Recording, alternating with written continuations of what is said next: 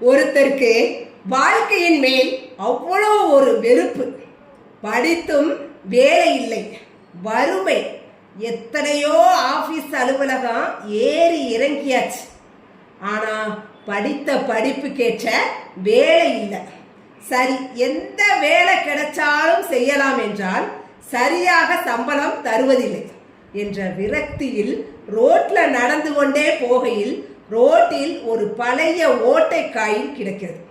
அதை எடுத்து, இது பழைய காசு, ஆனாலும் பரவாயில்லை, இது என் பாக்கெட்டில் இருக்கட்டும் என்று அந்த காயினை எடுத்து பாக்கெட்டில் போட்டுக்கொண்டார். வீட்டிற்கு வந்ததும் கொஞ்ச நேரத்தில் அவருக்கு ஒரு நல்ல கம்பெனியில் வேலையில் சேர்வதற்கான உத்தரவு வருகிறது. அந்த இளைஞருக்கு சந்தோஷம்னா அவ்வளோ ஒரு சந்தோஷம். உடனே மனைவியை கூப்பிட்டு, இந்த ஓட்டை காசு எனக்கு கிடைத்ததால் தான் எனக்கு வேலையே கிடைத்தது.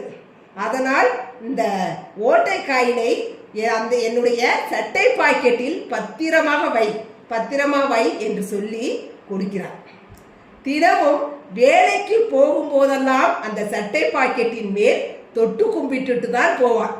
சில வருடங்களில் உயர் அதிகாரி ஆனார். பெரிய பங்களா வாங்கினார், கார் வாங்கினார், 10 பேருக்கு வேலை கொடுத்தார். குறைந்த வருடங்களிலேயே அபார வளர்ச்சி. ஒவ்வொரு நிமிடமும் அந்த ஓட்டை காசு கிடைச்சதுனால தான் நமக்கு வேலை கிடைச்சிருக்கு அப்படிங்கிற ஒரு நம்பிக்கை, சந்தோஷம்னா அவ்வளோ ஒரு சந்தோஷம். ஒரு நாள் நிம்மதியா சாய்வு நாற்காலியில் சாய்ந்து கொண்டே பழைய நினைவுகளை மனதில் அசை போட்டு கொண்டு மனைவியை கூப்பிடுகிறார்.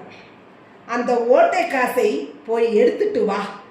என் வளர்ச்சிக்கு ஓட்டை காசு தானே காரணம். இன்று என் கைகளில் வைத்தா அது வைத்து பார்த்து அதை சந்தோஷமா அந்த காயினை நான் பார்க்கணும். பாக்கெட்டின் மேல் தொட்டு கும்பிட்டு போனதோட சரி, அதை கண்ணில் இன்னும் நான் பார்க்கவே இல்லை. அதனால அந்த ஓட்டை காயினை போய் எடுத்துட்டு வா என்கிறார். அதற்கு மனைவி கொஞ்சம் பதட்டமாகிறார். ஒரே பதட்டம், முழிக்கிறார். அவர் கேட்கிறார், ஏன் முழிக்கிறாய்? போய் எடுத்துட்டு வா. போய் மறுபடியும் கூறி போய் எடுத்துட்டு வா அப்படின்னு சொல்றார். அதற்கு மனைவி, நீங்கள் அந்த ஓட்டை காயினை கொண்டு வந்த அன்று மாலை சட்டையினை துவைக்க உதறினேன். அந்த ஓட்டை காசு உருண்டு போய் சாக்கடைக்குள் விழுந்து விட்டது. நான் பயந்து வேற ஒரு காயினை உங்கள் பாக்கெட்டுக்குள் வைத்து விட்டேன் என்று கூறுகிறார்.